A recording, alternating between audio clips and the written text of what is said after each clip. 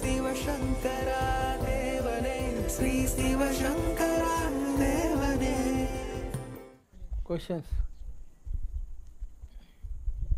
சங்கரம் சிவசங்கரம்.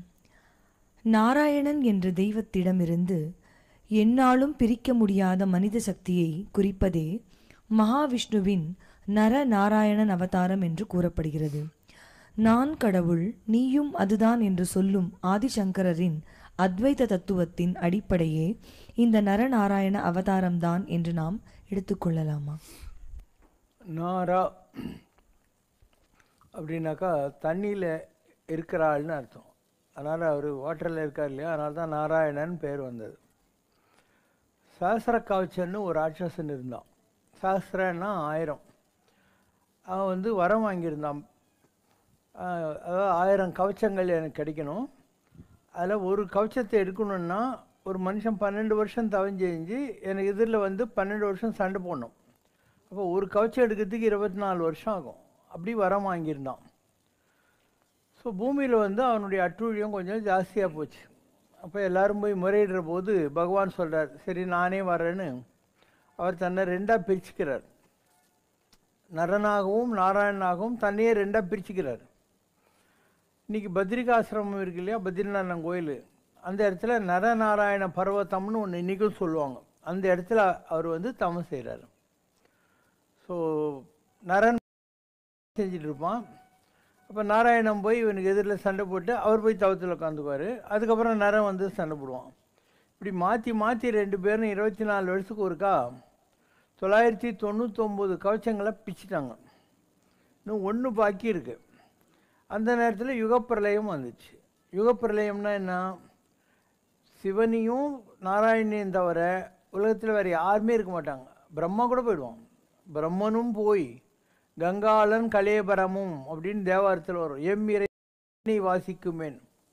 இப்போ நந்தி நாராயணன் அந்த 2 கொம்புக்கு நடுவில் சிவபெருமான் வீணையை வாசிக்கிறாராம். மாசில் வீணை அப்படின்னா ஏன் அந்த மாதிரினா, ஒரு தடவை அசுரர்களுக்கும் தேவர்களுக்கும் சண்டை நடந்து கொண்டிருந்த போது சுக்கராச்சாரியாருடைய மனைவி இருக்கா இல்லையா, அவள் ஒரு சஞ்சீவனி மூலிகை நிரப்பப்பட்ட ஒரு சின்ன குளத்தை உண்டாக்கி யாரையெல்லாம் வந்து சிவன் கொல்றாரோ அவங்களெல்லாம் அந்த தண்ணியில் முக்கி எடுத்து திருப்பியும் சண்டைக்கு அனுப்பிச்சுட்டே இருந்தா. இப்போ எவ்வளோ நாள் தான் சிவன் சண்டை போடுவார்? இப்போ நாராயணன் ஒரு எருதாக வந்து அந்த குளத்தில் இருக்கிற தண்ணி குடிச்சிட்டு வெளியே ஓடி போயிடுறாரு.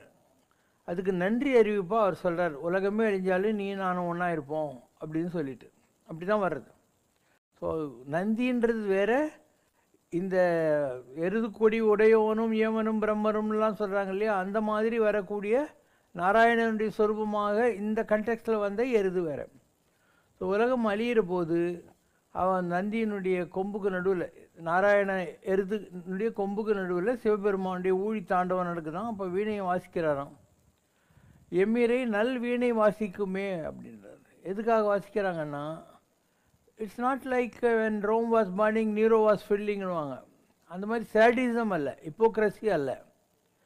எத்தனையோ ஆப்பர்ச்சுனிட்டி கொடுத்து கூட உருப்படாது இருக்கிற என்னுடைய மக்கள், என்னுடைய குழந்தைகள்லாம் இப்பயாவது என்கிட்ட வந்துட்டு சேர போகிறாங்களேன்ட்டு. ஏன்னா எல்லாம் அழிஞ்சு போயிடும், இன்னும் எதுவுமே இருக்காது, எல்லோரும் வந்து தான் ஆகணும் சிவங்கிட்ட.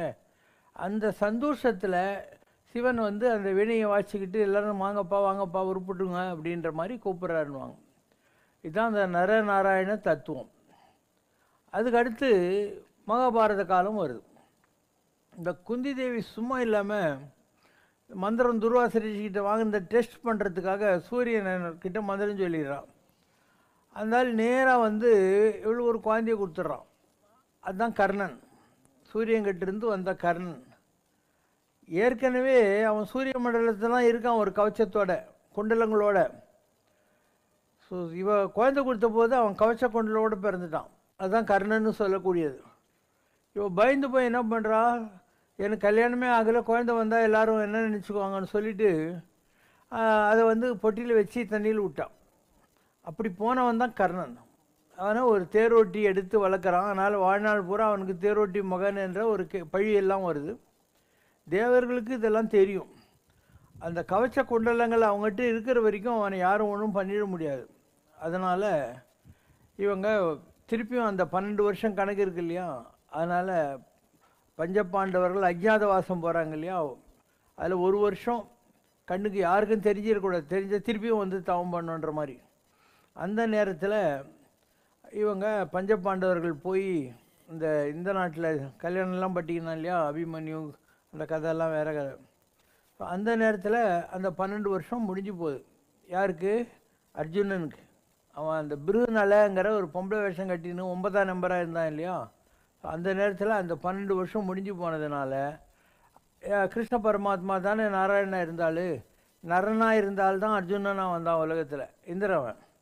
அதனால் கவச்ச கொண்டு எனக்கு தானமாக கொடு அப்படின்னு. இப்போ அவங்க அப்பா சொல்கிறான், யார்? சூரியன் வந்திருக்கிற ஆள் உன்னை ஏமாற்ற வந்திருக்கான், நீ கொடுத்துடாதன்ட்டு. இவன் சொல்கிறான், அவனே என்கிட்ட வந்து கை நீட்டினா என் கை மேலே இருக்கும், அவன் கை கீழே இருக்கும், நான் கொடுக்குறேன் அப்படின்னு சொல்லி சூரிய பகவான் சொன்னால் கூட கர்ணன் கொடுத்துட்றான். அதனால் இவனுடைய கவச்சம் குண்டலத்தெல்லாம் கொடுத்துட்றான். நீங்கள் கர்ணன் சினிமா நம்மக்கிட்ட கூட இது வேணால் பாருங்கள். அப்போ அவன் சொல்கிறான், இந்த மாதிரி ஒரு ஆளை நான் பார்த்ததில்லப்பா, அதனால் உன்னுடைய இந்த பிளமிஷஸ்ன்றாங்க இல்லையா, ஷார்ட் ஃபால்ஸ், அது மறையிறதுக்கு ஆசீர்வாதம் பண்ணுறேன்னு அந்த ஓட்டெல்லாம் உழுந்தது இல்லையா, பிளட்டெல்லாம் அதெல்லாம் மாறுற மாதிரி பண்ணான். அதுதான் கர்ணனுடைய கதை.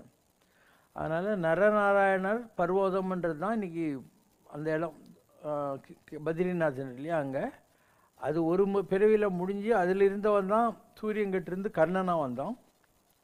இந்த பிறவிலையும் அதே மாதிரி அவங்ககிட்ட அது ரெண்டையும் இவங்க திருப்பியும் சண்டை போட்டு வாங்குற மாதிரியான ஒரு கதையை ரொம்ப பியூட்டிஃபுல்லாக மகாபாரதத்தில் கனெக்ட் பண்ணி கொண்டு வந்தாங்க. இப்படி நம்ம வாழ்க்கையில் எது நடக்கிறதோ எல்லாத்துக்கும் ஒரு ஃப்ளாஷ்பேக்கு, ஒரு ஃபாஸ்ட் ஃபார்வேர்டு, ஒரு ரீமைண்டிங் இருக்குது. நமக்கு தெரியாமல் போகலாம், எதனால் நம்ம வாழ்க்கையில் சில நிகழ்வுகள் நடக்கின்றனங்கிறது நமக்கு புரியாமல் இருக்கலாம். ஆனால் ராஜா கையை வச்சா ராங்காக போகாது. அப்போ ராஜா யார்? சாமி, நடராஜா, கோவிந்தராஜா, சுந்தரராஜா, தியாகராஜா. அவருடைய பிளானிங் எதுவுமே தப்பாக போகாது. அப்போ முன்னர் நமது இச்சையினால் பிறந்தோம் இல்லை, முதல் இடை கடை நம் வசத்தில் இல்லைன்னா இதுதான் அர்த்தம். நாம் நினச்சிக்கிட்டு இந்த உலகத்தில் பிறக்கிறது இல்லை, நடக்கிறது நடக்க போகிறது எதுவும் நம்ம கண்ட்ரோலில் இல்லை. எல்லாத்துக்கும் பியூட்டிஃபுல்லாக ஒரு ரெக்கார்டு இருக்குது, அதனுடைய போக்கில் எல்லாம் நடக்கும். Every thing is perfect, what ever happens is perfect. நம்ம இன்றைக்கி நம்ம வாழ்க்கையில் இருக்கக்கூடிய நிகழ்வுகளை வச்சுக்கிட்டு எனக்கு எதுக்கு இந்த குறை, எனக்கு இந்த கஷ்டம்லாம் கேட்கக்கூடாது. எல்லாத்துக்கும் காரண காரியங்கள் இருக்கும். எல்லாருடைய வாழ்க்கையில் இந்த மாதிரி நகரும், நமக்கு புரியாது. அப்போ நாம் என்ன செய்யணும்? தெய்வம் நமக்கு துணை, கடவுளை நம்பின்னு இருந்தால் போகிறோம், கடவுளே வழி காட்டுவார். நான் சொல்லியிருக்கேன், எனக்கு ஒரு 10 வருஷ காலம் ஒரே மாதிரி கனவு வரும். என்னென்னா, நான் ஒரு கார்லேயோ மோட்டர் சைக்கிள்லையோ எங்கேயோ போகிறேன், ஒரு வாட்டர் ஃபால் கொட்டிக்கின்னு இருக்கும். அந்த இடத்துல காரையோ மோட்டர் சைக்கிளையோ பார்க் பண்ணிவிட்டு அங்கே ஒரு சிவன் கோயில் இருக்கும், அதுக்கிட்ட நான் போகிற போது ஒரு பாம்பு வந்து இப்படி தடுக்கும். இது மாதிரி 10 வருஷம் எனக்கு வந்துருந்தது. என்னடான்னு எனக்கு ஒன்றும் தெரியாது ஏன் வருதுன்னு. வாரத்தில் 2 நாள் கட்டாயம் வரும். இப்போ நான் ஞானம் கிடைச்ச பின்னால் திருவண்ணாமலைக்கு போவேன், மலை சுற்றுவேன் இந்த மாதிரி. இப்போ கரெக்டாக 5 மணிக்கு திருவண்ணாமலையில் அண்ணாமலையார் மூலஸ்தானத்தில் நான் சாமி கும்பிட்டுன்னு இருக்கேன். அப்போ ஜெயின் காலேஜில் ஈவினிங் காலேஜில் வாத்தியாராக இருந்தேன். குடியாத்தத்துலேருந்து ஒரு பையன், அவங்க அப்பா ரயில்வே, அதனால் சீசன் டிக்கெட் எடுத்துன்னு குடியாத்தத்துலேருந்து வந்து படிச்சுட்டு போவான். அவன் சொன்னான், எங்கள் ஊரில் சகாதேவ நாடின்னு ஒன்று இருக்குது சார், நான் அதை படிக்கிறேன்னு என் ஜாதகத்தை வாங்கின்னு போனான்னா, அதுக்கப்புறம் அது காஞ்சிபுரத்தில் இருக்குது, அங்கே இருக்குது, இங்கே இருக்குதுன்னா நானும் மறந்து போயிட்டேன். நான் ஞாயிற்றுக்கிழமை 4:30 6 அங்கே 5 மணிக்கு இருந்துட்டு இங்கே வரேன் நான். அந்த பையன் வரான், சார் சாயந்தரம் அவர் 5 மணிக்கு கூப்பிட்டு ஜிசி சம்பந்தம் சகாதேவ நாடி நீ சொன்னியா அந்த ஆளுக்கு வந்துருக்குதுன்னு எழுதி கொடுத்துட்டான் சார் அப்படின்னு. அந்த எழுதி கொடுத்து வர்ற நோட் புக் இருக்கு இல்லையா, அதில் வருது, இதுக்கு முன்பிறவியில் நீ வந்து திருப்பதி போகிற வழியில் கபிஸ்தலம்னு ஒரு இடம் இருக்குது, அங்கே சிதிலமான நம்மாழ்வாருடைய ஒரு கோயில் இருக்குது, அங்கேருந்து போனால் ஒரு பெரிய குளம் மாதிரி இருக்கும், படிக்கட்டு ஏறி போனால் சிவன் இருப்பார், அம்பா இருக்கும். அந்த இடத்துல அந்த அந்த நம்மாழ்வார் சன்னதிக்கு பக்கத்தில் ஒரு வன்னி வேப்ப மரம் இருந்தது. ஒரு பழமையான ஒரு பாம்பு யாரையும் தன் வாழ்நாளில் கடிக்காமல் இருந்தாக்கா அதனுடைய விஷம் இருக்கு இல்லையா, அது நாகரத்னமாக மாறிடும். அது என்ன பண்ணும், அந்த நாகரத்னத்தை உமிழ்ந்துட்டு அந்த வெளிச்சத்தில் பறந்து காற்றை தான் சாப்பிடும், சாப்பாடெல்லாம் சாப்பிடவே சாப்பிடாது. அதனால் நீ அந்த இடத்துல இருந்த பாம்புக்கிட்ட அந்த மணி மேலே ஆசைப்பட்டு என்ன பண்ணுவாங்க, அந்த மணி மேலே சாணி கிணி வச்சுருவாங்க. அப்போ அந்த மணியிலேருந்து அது வராது, ஏன்னா அது கண்ணு தெரியாது, அந்த மணியோட வெளிச்சம்தான் அது. அது தன்னை அடிச்சுக்கிட்டு செத்து போகும். இதுதான் நடந்தது. அந்த கர்ஸு தான் உனக்கு இந்த மாதிரி காட்சி வந்துக்கிட்டே இருக்குது. அதனால் நீ உத்திராட நட்சத்திரம் வர்ற இன்னைக்கு இந்த மாதிரி ஒரு நாளில் அந்த இடத்துக்கு போகணும். போனேன்னா கபிஸ்தலம்னு ஒரு இடம் இருக்குது. அங்கே நம்மாழ்வார் சந்திக்கு பக்கத்தில் 2 மரம் இருக்கும். அந்த இடத்துல ஒரு பாம்பு புத்து இருக்கும். அந்த புத்துக்கிட்ட போய் நீ மன்னிப்பு கேளு. அதுக்கு பின்னால் 11 நாகலிங்க பூ எடுத்துக்கிட்டு அங்கே இருக்கிற கபில ஈசனுக்கு நீ அர்ச்சனை பண்ணிட்டு வா, உன்னுடைய பாவம் மன்னிக்கப்படும், அந்த நாகதோஷம் மன்னிக்கப்படும் அப்படின்னாங்க. நான் போகிறேன். எனக்கு 10 வருஷமாக எந்த இடம் இருந்ததோ அதே இடம். ஸோ அதே மாதிரி பண்ணிவிட்டு நான் அண்ணா நகரில் எனக்கு வீடு அப்போ படுத்துட்டேன். அன்றைக்கி நைட்டு அந்த பாம்பு வந்துட்டு உன் கையை நீட்டு அப்படின்ச்சு. நான் கையை நீட்டுறேன். 3 தடவை நான் உன்னை மன்னிச்சிட்டேன் அப்படின்னு சொல்லி கொத்துது. அதுக்கப்புறம் உலகத்தில் யாரை எங்கே பாம்பு கடிச்சாலும் நீ என்னை கூப்பிடு, நான் அந்த விஷயத்தை எடுத்து கொடுக்குறேன் அப்படின்னு சொல்லிச்சு. அப்போது ஒரு சாபம், நீ ஒழுங்காக இருந்தியானா கடவுளே அந்த சாபம் என்னான்னு உனக்கு புரிய வச்சு அதுலேருந்து வெளியே வர்றதுக்கு வழிகாட்டுவார். அண்டு அந்த கர்ஸை நீ அனுபவிச்சு இல்லையா பல காலம், அதுக்காக உனக்கு ஒரு பூன் கூட கொடுப்பாங்க, ஒரு வரம் கூட கொடுத்துருவாங்க. இது நிஜமாகவே என்னுடைய வாழ்க்கையில் நடந்தது. நம்புகிற மாதிரி இருக்கா? நடந்தது. அது வருது பாரு, சகாதேவ நாடியில் வரும். செய்திடவே அந்நாள் கதிர்நடை மேலாய் காணுறும் இந்நாளதில் நாகமதில் நற்பறையென பொருந்திட்டோம். ராகுதசையில் நாகமதில்னா ராகுதசை, நற்பறையனா சந்திரபுக்தி. பொருந்திடவே இந்நாள் நாக நடையுறவே ராகுதசையும் நடக்குது. நாளதின் நாக வேளையொட்டி அதனால ஞாயிற்றுக்கிழமை ராகுவோட நாள். அந்த ராகு காலம்னா 4:06. இச்சுவடிதனை உரைத்திடலானோம். ஆம் எனவே அருள் நல்க முன்னிலை ஜென்மாவதில் இந்நவனுக்கு அரவமதில் தோஷமுற்று இப்பிறவியதில் அன்னவன் குலநிலை தனமொட்டி அத்தோஷமதும் தொடர்புற காண். யாருக்காவது இந்த மாதிரி முற்பிறவியில் நாகதோஷம் இருந்தால் அவங்க நாகதோஷம் இருக்கிற குடும்பத்தில் தான் பிறப்பாங்க. அந்த குடும்பத்திலேயும் நாகதோஷம் இருக்கும், அந்த குடும்பத்தில் தான் அவங்க பிறப்பாங்க. சரி, இந்த நாகதோஷம் இருந்தால் என்னெல்லாம் ஆகும்னா கேன்சர் வரும். கேன்சருக்கு என்ன பேர்? புற்றுநோய். பாம்பு புற்றுநோய். யாருக்கெல்லாம் ஏதாவது ஒரு வகையில் கேன்சர் வருதோ அந்த குடும்பத்தில் அவங்களுக்கு பாம்பு தோஷம் இருக்குதுன்னு அர்த்தம். அதுக்கு பிராயச்சித்தம் பண்ணாக்கா தான் கேன்சர் போகும். இல்லைனா நீ கெமியோதெரப்பிக்கு போ, ஆப்ரேஷன் பண்ணு, திருப்பி புத்து முளைக்கிற மாதிரி முளைச்சினே இருக்கும். அந்த கர்மாவுக்கு பரிகாரம் தேடிட்டு அதுக்கப்புறம் நீ ட்ரீட்மெண்ட்டுக்கு போனேன்னா அது விளங்கிடும். இப்படியெல்லாம் நுணுக்கங்கள் இருக்குது இதிலெல்லாம். ஓகே. கண்டிடவே முன்னாள் பூர்வ சதுர பிறவியதில் புரிந்திட்ட நிலையொட்டி நிகழ்த்திடும் கால் அன்னவனும் ஏகநிலை அந்தனத்தோன் ஆகி ஆலயச்சார் சக்தி மணாளனொட்டி நிலையதில் குரு நிலையதால் இருந்திட்டான். அந்த இடத்துல நான் ஒரு பிரீஸ்டாக இருந்திருக்கிறேன். இந்த திருப்பதிக்கு போகிற வழியிலுக்கிற கபிஸ்தலத்தில் இருந்திடவே அந்நிலை ஆலயமதில் வன்னியோடு வேம்பு ஒட்டி விருட்சமதில் வன்னி வேப்பம் 2 மரம் நிலையுறும் திருப்புற்றொட்டி அங்கே ஒரு புத்து ஆலயமதில் பழமையுறும் பாம்பதும் வாழ்ந்துற கீழ் ஓல்டு பாம்பு கேட்டிடவே அந்நிலை சிறுநிலையாகி பறக்குற. பாம்பு இவ்வளோ பெருசு இருக்கும் இல்லையா, அது வயசாக ஆக சின்னதாகிடும். பெரிய மகான்களை கூட நீ பாரு, 5.5 அடி இருந்திருப்பாங்க. ஆனால் லாஸ்ட் டேஸில் குட்டி பாப்பாவாட்டம் படுத்துன்னு இருப்பாங்க 3 அடி கட்டில். அப்போ பாடி சிரித்துக்கிட்டே போகும். ஏக நிசியொட்டி உமிழ்ந்திடும் ரத்தினம் தனக்காய் நடராத்திரில் அந்த ரத்தனத்தை உமிழ்ந்துட்டு குறையுற இருந்திட்ட வேளையதில் இன்னவனும் செய்திட்ட செயலொட்டி செப்பிடுவோம். செப்பிடவே அந்நாள் அந்நிலை மனிதனை இன்னவனும் கவர்ந்திட்டு நிலையுற அந்நிலையால் அரவமதும் அரைந்துற்று விழிநிலை புரியுறா நிலையதால் கண்ணு தெரியாதனால பாம்பு தன்னை அடிச்சு செத்து போயிடுச்சு. சாபமுற சாற்றிட்டோம். சாற்றிடவே அந்நிலையால் இஜென்மாவதில் தேவதா கடாட்சமுடினும் அந்த நாள இந்த பிறவியில் இவருக்கு தேவதா கடாட்சம்னா கடவுளுடைய அருள் இருந்தா கூட இந்நாள் ஒட்டி முழுமையுறா நிலை தனக்காய் ஆகிட அறிந்திடு. இன்னும் பெரிய நிலைக்கு போக முடியாம தடுத்து வச்சிருக்கு இந்த தோஷம். அறிந்திடவே அத்தோஷமது இருந்திடவே சர்ப்பமது கீழியுற சிறுநிலை காயமுற்ற கழண்டிட்டோம். கழண்டிடவே அந்நிலை போற்றிட ஏக உபாயமொட்டி உரைத்திடும் கால் சப்தகிரி எல்லைக்கேகி சப்தகிரினா ஏழுமலை, அந்நிலையதில் கபிலீசன் தீர்த்தம் தனக்காய் கபில தீர்த்தம் முன்னிலையால் பழமையதாய் பழுதுற்ற திருநிலை நம்மாழ்வார் திருச்சன்னதியொட்டி நம்மாழ்வார் சந்நிதி பக்கத்தில் இருக்குது இந்த இடம். சொல்லிடுவோம். சொல்லிடவே சோர்வர உடையவர் திருநிலை ஆலயமதில் நம்மாழ்வாருக்கு உடையவர்னு பேர். பிணிநிலையொட்டி ஏகநிலை வன்னி விருட்சமதில் அமையுற்ற திருப்புற்றுதனக்கு ஜென்ம பாகையதில் நாகவேளையொட்டி தரிசனமுற கேள். உத்திராட நட்சத்திரம் வரணும், ராகு காலமாக இருக்கணும், அந்த நேரத்தில் நீ அங்கே போகணும். கேட்டிடவே அந்நிலையோடு கபிலீசன் தனக்கு அர்ச்சனையுற்று ஈஸ்வரனுக்கு அர்ச்சனை பண்ணும். மலர்சார் மறுவிடும் அரவ சிவகுரியுறும் அரவ சிவ நாகலிங்க பூ பூவொட்டி பொருந்திட அர்ச்சனையுற அமைதியோடு தோஷம் தீருமென தெரிவித்த பூர்வ நிலை பொருத்தமது முற்று முற்று. இந்த மாதிரி பண்ணால் உனக்கு அந்த பூர்வ பிறவியோட போ. எல்லாருக்கும் இந்த மாதிரி கழிச்சு விட்டுருவாங்களா? கழிக்க மாட்டாங்க. நீ கடவுளை தேடணும்.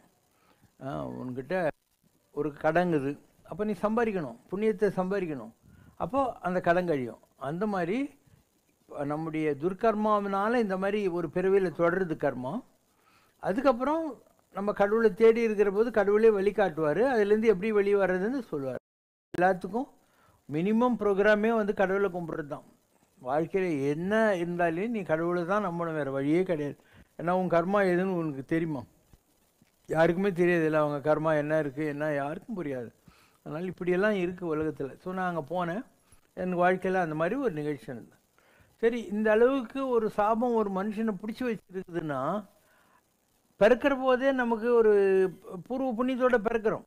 அதுக்கு அதே சகாதேவி நாடில் என்னை பற்றி வரும். ஆய்வுறுங்கால் ஆய்வுறும் கால் அன்னை கர்ப்பம் கண்டிட. இந்த ஜாதகத்தை ஆராய்ச்சி பண்ணி பார்க்குற போது தாயார் கர்ப்பமாக இருக்கிற போதே சிவசக்தி ஆண்டு மாலவன் பொருந்திட்ட முதன்மை அவதாரமே ஆகி, இவர் சிவன், அம்பாள், பெருமாள் மூணும் சேர்ந்த முதன்மை அவதாரமாக தான் உலகத்தில் பிறந்தார். தாயோட கர்ப்பத்திலே சிவசக்தி ஆண்டு மாலவன் பொருந்திட்ட முதன்மை அவதாரமாகி அன்னை கர்ப்பம் கண்டிட அவனிதனில் அவதரித்தாய். தாயாருடைய கர்ப்பத்தில் பிறக்கிற போது சிவன், சக்தி, பெருமாள் மூணும் சேர்ந்த பிள்ளையாராக தான் நீ பிறந்த. இதுதான் அர்த்தம். அதுக்கு சிவசக்தி பொருந்திட்ட அவதாரம்னா என்ன? வி நாயகன். நாயகன்னா தலைவன், வீனா அதுக்கு மேலே யாரும் இல்லைன்னு அர்த்தம். அப்போ முதன்மை அவதாரமாக நீ உலகத்தில் பிறந்த.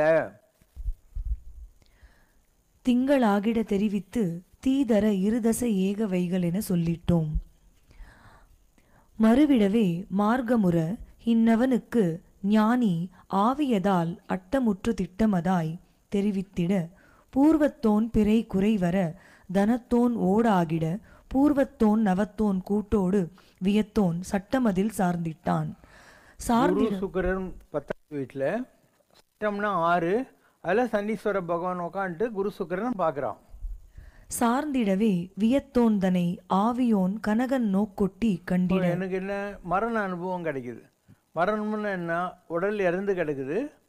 என்னுடைய இறந்து கிடக்கிற உடம்ப நானும் ராகவேந்திரரும் பார்க்குறோம். ராகவேந்திரன்றது யார்? ஞானி. ஸோ ஞானியும் இந்த பிறவியில் சிவசங்கர் அழைக்கப்படுற நானும் இறந்து கிடக்குது என் உடல் பார்க்குறோம். கழன்று அந்நிலையே உடலோன் தன்னை உயிரோன் நோக்கொட்டி பார்த்திடு. உடலோன்னா இறந்து கிடக்கிற உடம்பு, உயிரோன்னாக்கா ராகவேந்திரர். ஸோ உடலோன் தன்னை உயிரோன் நோக்கொட்டி பார்த்திட்டான். பார்த்திடவே பலன் தாழ்வல்ல பாலகன் இன்னவனுக்கு ஞானக்கூர் தெளிவதாய் அமையுற, அம்பிகை அருளதால் அனைத்தும் கூடிட, இக பர சுகமோடு சிதாகாசமொட்டி செழுமையுருவான். பராசக்தியோட அனுகிரகம் கிடைக்கும். இந்த பூமியிலையும் வசதியாக இருப்பார், தேவலோகத்துக்குள்ள அருளையும் பெரிய நிலைகளை அடைவார். இக பரசுகம் ஒட்டி சிதாகாசம்னாக்கா இந்த இடம், ஆகாசத்துக்கு நமக்கு காஸ்மிக் கான்ட்ராக்ட் இருக்கும். அதில் ரொம்ப ப்ராஸ்பரஸாக இருப்பார் இவர். உற்றிடவே அந்நிலையோடு லாபமதில் சதுரக்கோள் ஒட்டி சங்கையற. லாபம்னா பூர்வ புண்ணியம், சதுரக்கோள்னா 4. எனக்கு 4 கிரகம் இருக்குன்னு சொல்லியிருக்கேன் நான். சூரியன், சந்திரன், செவ்வாய், புதன் 4 கிரகம் பூர்வ புண்ணியத்தில் இருக்கு. சுர அசுர ஆசானோர் கூட்டொட்டி 10ல் குரு சுக்கரன், சுர குரு, அசுர குரு. அந்நிலையால் சரப்பயிற்சியோடு சரப்பயிற்சின்னா மூச்சு. இப்போ நீங்கள்லாங்கிறீங்கன்னா இப்படி வாங்குறீங்க, இப்படி விடுறீங்க. எங்களுக்கு அப்படி இல்லை. அடி வயிற்றுலேருந்து அக்னி சுவாசம்னு பேர். எங்கேருந்து இழுத்து இந்த இடத்துல வச்சு ஊசியில் நூல் கோக்குற மாதிரி தான் நான் மூச்சு விடுறேன். உங்களை மாதிரி வெளிக்காற்று, கார்பன் டை ஆக்சைடு, ஆக்சிஜன் கிடையாது. நெருப்பிலிருந்து மந்திர ஜபத்தோட அது இந்த இடத்துல ஊசியில் கோக்குற மாதிரி கோக்குறேன். சரப்பயிற்சின்னு பேர் இது. நாசிமுனை சுவாசம் அதில் நாசிமுனை சுவாசம் வெளியிலிருந்து இல்லை, இது முன்னேறி அடங்கி போகுது. மேன்மையுருவான் மேன்மையுறவே மேதினியில் நடமுறும் நாகமொட்டி. அப்போ ராகுதசை நடந்துன்னு இருந்தது. படிப்படியதாய் ஞான நிலை கூடுற குறித்து அதுக்கப்புறம் கொஞ்சம் கொஞ்சம் கொஞ்சமாக ஞானம் வளர்ந்துக்கிட்டே போய் கந்தன் பொசிப்பொட்டி செவ்வாய் புக்தி வர்றபோது, கந்தன்னா செவ்வாய், அந்த புக்தி வர்றபோது, அந்த சப்பீரியட் வர்றபோது ஞானக்கூர் தெளிவதாய் தெளிந்திடுவான். ராகுதசையில் செவ்வாய் புக்தி வர்றபோது ஒரு பக்கா ஞானி ஆயிடுவார். தெளிந்திடவே வருகையுறும் பார்ப்பனன் நடையொட்டி. அதுக்கடுத்து ராகுதசைக்கு அப்புறம் என்ன வரும்? குரு தசை. அதுதான் பார்ப்பனன் பேர். குருன்னா வேதத்துக்கெல்லாம் அதிபதி இல்லையா, அதனால பிராமின். அதனால வருகையுறும் குருதசை ஒட்டி, பார்ப்பனன் நடையொட்டி பார்ப்பனன் சேர்க்கையோடு அந்த குரு பகவானை ஒரு உடம்புக்குள்ள வந்துருவார். பிரகஸ்பதி ஜூபிட்டர்ன்றாங்க இல்லையா, அதே ஒரு உடம்புக்குள்ள வந்துருவார். பல்லிலை க்ஷேத்ராடனம் ஒட்டி எல்லா க்ஷேத்திரங்களுக்கும் போய் சென்றுற புண்ணிய நிலைதனை நிகழ்த்திடுவான். எல்லா கோயிலும் இவர் அதிசயங்களை பண்ணுவார். ஏன்னா குரு உள்ள வந்துடுறாரு. குரு தான் கோயில்கள்லாம் அதி தேவத்தை. இவர் எந்த கோயில்கள்லாம் போகிறாரோ எல்லா இடத்துலையும் இவர் ஏதாவது ஒரு மிராக்களை பண்ணிகிட்டே இருப்பாருன்னு அர்த்தம். நிகழ்த்திடவே நிகண்டுபடி இன்னவன் ஞானக்கூர் மேன்மேலாய் மேன்மையுறவே ஏக வெள்ளி பாகையொட்டி அழகோடு அறிவித்திடும் சிராப்பள்ளியொட்டி குன்றுசார் குறித்திடும் உச்சிநிலை கணநாதன் தனை. அதனால் இவர் என்ன பண்ண, இன்னும் ஞானம் வேணும்னா சிராப்பள்ளிக்கு போய் மலை மேலே உச்சி பிள்ளையார் இருக்கார் இல்லையா, கேதுன்னா யார்? பிள்ளையார். அதனால் இவர் மலை மேலே உச்சி பிள்ளையார்கிட்ட போயிட்டு அருகம்புல்லால் பூஜை பண்ணணும். காணுற்று அருகமதால் அர்ச்சனையுற அமைதி என அருளிட்டோம். எல்லாம் சால்வ் ஆகிடும், அங்கே போயிட்டு வரணும். வரேன் நான் அங்கே போகணும் இல்லையா, அந்த உச்சி பிள்ளையார் கோயிலுக்கு போகணும். போகிற போது திருச்சிக்கு கீழே வந்து ஒரு அம்மன் கோயில் இருக்குது. அதாவது நீங்கள்லாம் போகிறீங்க இல்லையா, சமயபுரம் எல்லாம் சொல்கிறது, அங்கே ஒரு கோயில் இருக்குது, பழையகால கோயில். அதுக்கு பின்னால் காளி இருக்குது. ஓகேவா? அதாவது அங்கே ஒரு கோயிலுக்கு இருந்து ஒரு கிலோமீட்டர் ஏரிக்கரை மேலே நடந்து போனீங்கன்னாக்கா ஒரு காளி இருக்குது. ஸோ நான் அங்கே போனேன். போகிற போது அந்த அம்மாவே எனக்கு தரிசனம் கொடுத்தாங்க.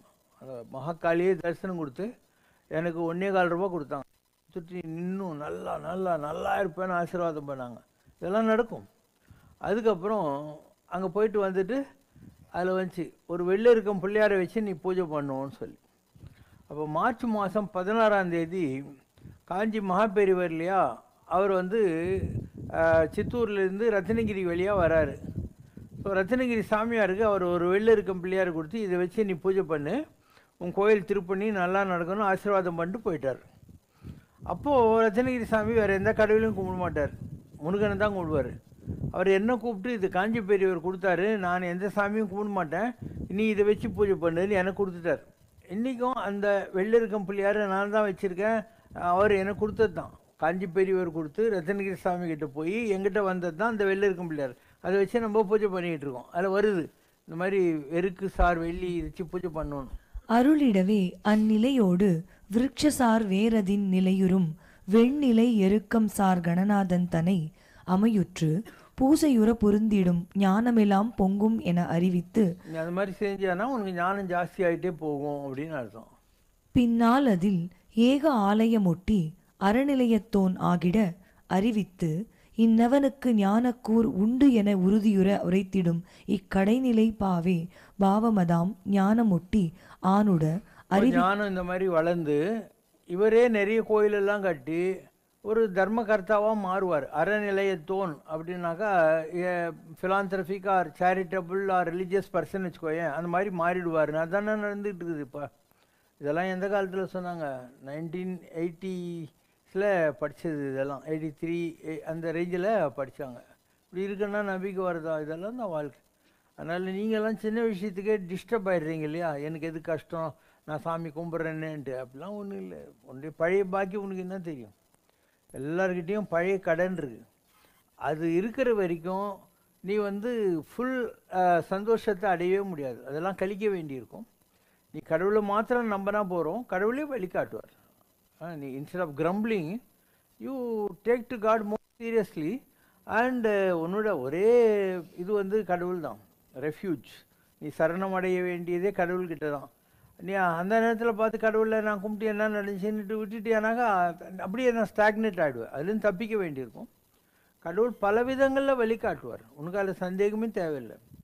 இப்போது லிங்கிச்செட்டி ஸ்ட்ரீட்டில் ஒரு சாமி இருந்தார்.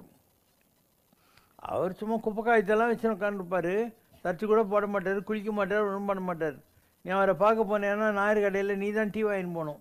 அவர் எத்தனை பேர் உட்காந்துக்கிறான்னு பார்த்து அத்தனை எம்டி கிளாஸில் கொஞ்சம் கொஞ்சம் ஊற்றி தண்ணி கொஞ்சம் இப்படி விற்று ஆகாச பாருன்னா பூஜை பண்ணுறாரு அவர். அதுக்கப்புறம் எல்லாருக்கும் ஒரு டீ கொடுப்பாரு, நாங்களாம் உட்காந்துப்போம். அதுக்கப்புறம் எல்லாருக்கும் வந்து ஒரு சில்லறை 10 பைசா 20 பைசா உங்கள் ஜோபியில் போடுவார். அவ்வளோ பெரிய ஆள். நான் அவர்கிட்ட ஒரு அடிக்கடி போவேன். வைகுண்ட ஏகாதசினிக்கு போனேன். போகிற போது அவர் சொன்னார், அவர் உட்காந்துக்கிற இடத்துக்கு பக்கத்தில் ஒரு பழைய காலத்து பில்டிங், எப்பயுமே அது பூட்டி தான் இருக்கும். அங்கே போய் நில்லு அப்படின்னார் வைகுண்ட ஏகாதசி அன்னைக்கு. நான் அங்கே போய் நிற்கிறேன். நின்று ரொம்ப நேரம் கழித்து வாங்கினார். வந்துட்டு என்னை கூப்பிட்டு என் தலையை மடியில் படுக்க போட்டுன்னு ஒரு ஆள்கிட்ட அவரே காசு கொடுத்தாரு. காசு கொடுத்து இந்த தலைக்கு தடவுறது, கண்ணில் விடுறது, காதில் விடுறதெல்லாம் வாங்கின்னு வாங்கினார். அவன் போய் கொஞ்சம் அந்த அமிர்தாஞ்சன் மாதிரி ஏதோ கண் ட்ராப்ஸு இயர் ட்ராப்ஸ் வாங்கியிருந்தான். அவர் என்ன பண்ணார், என் கண்ணில் ட்ராப்ஸ் விட்டு கண்ணை தேய்ச்சி விட்டார். காதில் போட்டு ஒரு அழுக்கு காட்டனை தூக்கி வச்சு காதை தேய்ச்சி விட்டார். அதான் ஐ ட்ராப்ஸு, தலைவலி, என்ன சொன்னேன், இல்லை அமிர்தாஞ்சன், அது இயர் ட்ராப்ஸ், ஐ ட்ராப்ஸ். அதுக்கப்புறம் முதுகில் இருந்த பெண்டெல்லாம் நிமித்திட்டேன். இன்னிலேருந்து உனக்கு கண்ணு நல்லா தெரியும், காது நல்லா கேட்கும்ன்றார். நான் அப்பயே ட்ரெயின்டு ஆன்மீகத்தில், அதனால் இவ்வளோ பவர்ஃபுல்லாக இங்கே வந்து உட்காந்துக்கிறியா தினம் மேலே அப்படின்னு நான் நினைக்கிறேன். அவர் என்ன, இந்த ஓசி வைத்தியெல்லாம் உனக்கு தான், ஊரில் போய் என்னை பற்றி அகராதி படிக்கிற வேலை வச்சுக்காத அப்படின்னார். உனக்கு புரிஞ்சிடுச்சு இல்லை நான் யார் என்னன்றது, இதை போய் யார்கிட்டையும் சொல்லாத அப்படின்றார். அதுக்கு இப்படியெல்லாம் நடக்கும், ஒவ்வொருத்தர்கிட்ட ஒன்று நடக்கும். கோடிசாமிக்கிட்ட போகிறேன். கோடிசாமி தாத்தா மகான், உலகத்தில் தாத்தா தான் கைலாசம், தாத்தா தான் வைகுண்டம், உலகத்தில் எல்லாம் பரிபூர்ணம் அப்படின்னு அவர் கட்டிலில் போய் என்னை படுத்து சொல்கிறார். அதுக்கப்புறம் அந்த சீட்டை பாத்திமா ஓதுற மாதிரி ஓதி அப்படிங்க. அதுக்கப்புறம் இன்னொரு ஆளுக்கு சொல்கிறார், எழுது தாத்தா பழனிக்கு போகட்டும் அப்படின்னு. சீட்டு எடுத்துன்னு நான் பழனிக்கு போனேன். போய் போகர் சமாதியில் கும்பிட்டுட்டு முருகனை கும்பிட்டுட்டு இதில் உட்காந்துருக்கேன். எனக்கு 4 அடியில் இந்த மாதிரி கோடிசாமி வந்து உட்காடுறாரு, என்னை இப்படி பார்க்குறாரு.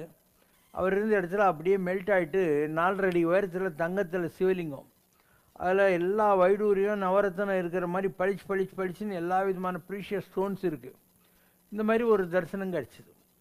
அதுக்கப்புறம் நேராக நான் பஸ்ஸு பிடிச்சி அவர்கிட்டயே போனேன். சாமி நீங்கள் பள்ளிக்கு போக சொன்னீங்க, அங்கேயும் நீங்கள் தான் இருக்கிறீங்கன்னு. அவர், நான் தான் முருகன் அப்படின்னு. அப்போ பழனியில் வச்சு தீட்சை கொடுக்கணும், அந்த மாதிரி நடக்குதா. அதே மாதிரி ஒரு தடவை சஷ்டி திருவண்ணாமலை போனேன். இவர் ரத்தன்கிரி சாமி is calling you, go to him அப்படின்னார். ரத்தனகிரிக்கு வந்தேன். சாமி வந்து பழனி கௌபீனம் அப்படின்னு எழுதி கொடுத்தாரு. நான் பழனிக்கு போனேன். நான் உட்காந்துக்கிறேன். அந்த முருகன் மூலவர் இருக்குது, அதாவது 2 இருக்கு இல்லையா, ஒன்று உற்சவர் மாதிரி இருக்கும், அதுக்கு தான் நீங்கள் எடுத்துன்னு போகிற பஞ்சாமத்தெல்லாம் அபிஷேகம் பண்ணுவாங்க. கோயில் பூஜை அந்த 6 காலத்துக்கு உள்ளது தான் அந்த மூலவருக்கு பண்ணுவாங்க, ஏன்னா பின்னமாக இருக்குன்னு. பழனி கௌபீனம் கொடுக்குற நான் எடுத்துன்னு போய்க்கிறேன். அந்த கோயில் ஐயர் ஒரு பெரிய தாம்பாளத்தில் ஒரு ரோஜா மாலை, அபிஷேகம் பண்ண சந்தனம், விபூதி, முருகனுக்கு அபிஷேகம் பண்ணுற போது கட்டியிருப்பாங்கல்ல ஒரு கோமணம், அதெல்லாம் கொண்டாந்து என்கிட்ட கொடுத்தாரு. நான் அதை அப்படியே எடுத்துன்னு வந்து ரத்தனகிரிக்கு வந்தேன். சாமி அப்படியே வெயிட் பண்ணின்னுக்கிறேன் நான் வருவேன்னு. நேராக என்னை கூப்பிட்டுன்னு அவர் இருக்கிற ரூமுக்கு கீழே ஒரு குகை இருக்குது. அவர் அங்கே வந்து ஒரு நிலக்கண்ணாடி, ஒரு விளக்கு எரிஞ்சின்னு இருக்கும், ஒரு வேல் இருக்கும். அங்கே என்னை கூட்டின்னு போய் அந்த கோமணத்தில் அதை அங்கே வச்சுட்டு அந்த தட்டோட, நீ உலகம் பூரா போக வேண்டியிருக்கு, நான் உனக்கு தீட்சை கொடுக்கணும், ஏன்னா நாங்கள்லாம் பழனி ஆண்டவனுடைய வழியில் வந்தவங்க, எங்களுக்கு கோமணம் தான், நான் உனக்கு தீட்சை கொடுக்கணும், கொடுத்துட்டேன் அஃபிஷியலாக. ஆனால் நீ உலகம் பூரா போகணும், அதனால் நீ என்ன ட்ரெஸ் வேணால் பண்ணிக்கோ, இது இங்கேயே இருக்கட்டும், என்றைக்காவது தேவைப்பட்டால் இதை நான் உனக்கு கொடுப்பேன், இல்லைனா இங்கேயே இருக்கட்டும் என்னுடைய பூஜை இல்லைன்னு சொல்லிட்டார். இது அடுத்த நீங்கள் இப்படி இன்னொரு தடவை திருவண்ணாமலையில் திருவண்ணாமலையில் 48 நாள் நான் விரதம் இருந்தேன். அப்போ சாமி அங்கே ரமணருடைய சிவலிங்கம் இருக்கு இல்லையா, அந்த இடத்துல நான் உட்காந்துருக்கேன். சாமி என்னை கை பிடிச்சி நேராக போய் அண்ணாமலையார் உண்ணாமலையார் 2 பேரையும் சுற்றி காமிச்சிட்டு அப்படியே வராரு. நான் விரதம் ஒன்றும் சாப்பிட மாட்டேன். ஒரு நாளைக்கு ஒரு கிளாஸ் பசும்பால் தான் சாப்பிட்டு இருந்தேன், வேறு ஒன்றும் காப்பி டீ கூட சாப்பிட்றதில்ல. அப்போது ஒரு ஆள் வராருங்க, வந்து சாமி ஸ்வீட்டு காரம் கொண்டாந்துக்கிறேன் அப்படின்னாரு. அப்போ இவர் சொல்கிறாரு, சிவசங்கரா, my father wants you to break your fast, a cent sweet காரம் அப்படின்னாரு. அப்போ ஒரு சாதாரண பொம்பளை ஒருத்தி வந்தா, வந்து சாமி ரசம் சாதம் கொண்டாந்துக்கிறேன் சாப்பிட்றியா அப்படின்னாரு. கொண்டாமா அப்படின்னு அவர் திருவோட்டில் ரசம் சாதத்தை வாங்கி நல்லா பிசைஞ்சு என்னை எதிரில் உட்கார சொல்லி ரசம் சாதத்தையும் என் கையில் வச்சு இப்படியே சாப்பிட சொல்கிறார்.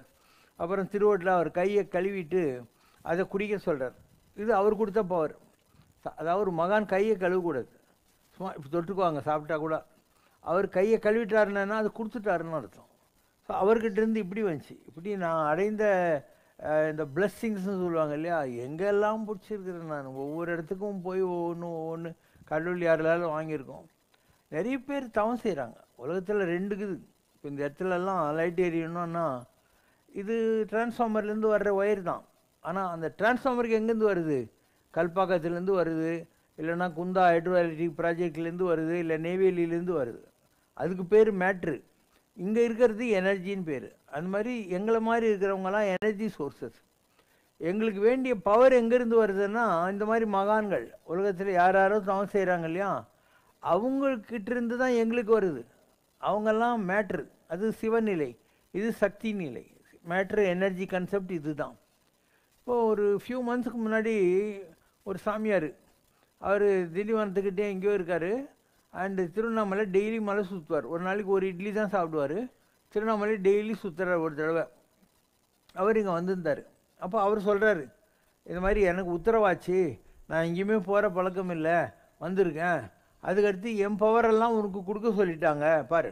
அவர் யார், நான் யார், எனக்கு அவருக்கு என்ன சம்மந்தம்? படி, என் பவரெல்லாம் உனக்கு கொடுக்க சொன்னாங்க, அதை நான் கொடுத்துட்டு நிற்கின்றார்.